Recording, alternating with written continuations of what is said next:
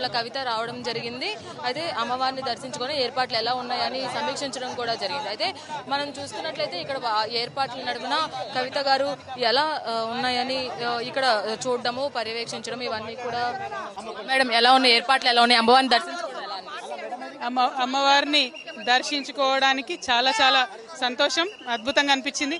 వనదేవతల ఆశీర్వాదంతో బాగుండాలి తెలంగాణ, ఇట్రా వనదేవతల ఆశీర్వాదంతో తెలంగాణ బాగుండాలని చెప్పి, తెలంగాణ ప్రజలు బాగుండాలని చెప్పి కోరుతున్నాను. ఇక్కడ సామాన్య భక్తులకి, వివిఐపీలకి సపరేట్ గా క్యూ లైన్లు పెట్టినప్పటికీ కూడా సామాన్య భక్తులు ఇబ్బంది పడుతున్న పరిస్థితులు ఎక్కువగా కనిపిస్తున్నాయి.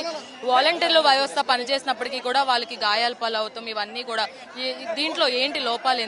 వచ్చేటప్పుడు చూస్తే చాలా మంది సామాన్య భక్తులు అయితే ఏర్పాట్లో కొంత లోపం ఉందని చెప్తా ఉన్నారు, ఇబ్బంది ఉందని చెప్తున్నారు. వాటర్, శానిటేషన్ ఇట్లాంటి ఇష్యూస్ లో ఇబ్బంది ఉందని చెప్తున్నారు.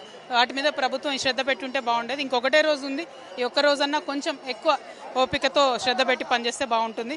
వాలంటీర్స్ పాపం కనబడుతున్నారు, ఎక్కడికక్కడ వాళ్ళు తడిసి ముద్దయిపోతున్నారు, అయినప్పటికీ పనిచేస్తున్నారు. వాలంటీర్స్ అందరికి కూడా ధన్యవాదాలు. మినీ కుంభమేళాగా దర్శనం ఇస్తుంది. అలాగే కవితక్క ఇక్కడికి రావడం, సమ్మక్క సారలమ్మని మొక్కుకొని నెక్స్ట్ టైం కల్లా కవితక్క కొత్త పార్టీ పెట్టబోతుందా? ఇప్పుడు కవితతో నడుస్తున్న వాళ్ళందరికీ ఒక భరోసా ఇవ్వబోతుందా? అంటే మనము ఇన్ని రోజుల రాజకీయ జీవితంలో నాతో ట్రావెల్ చేసిన ప్రతి ఒక్కరిని నేను కేర్ తీసుకునే ప్రయత్నమే చేశాను, భరోసా ఇచ్చే ప్రయత్నమే చేశాను.